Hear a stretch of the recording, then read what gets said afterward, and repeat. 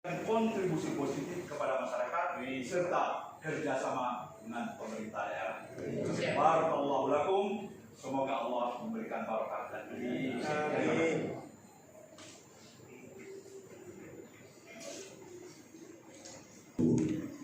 Kembali ke tempat duduk masing-masing.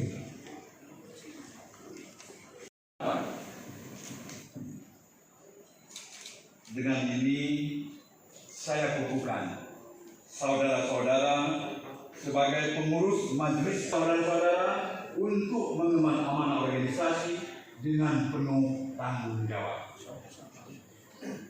Selanjutnya kembali ikuti apa yang saya katakan. Hasbunallah wa ni'mal wakil. Illa billahil aliyil azim.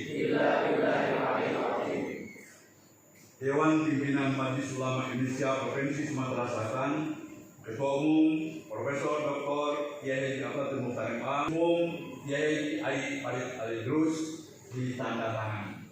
Terima kasih. Wassalamualaikum warahmatullahi wabarakatuh. Mengemban amanah dan menjalankan tugas.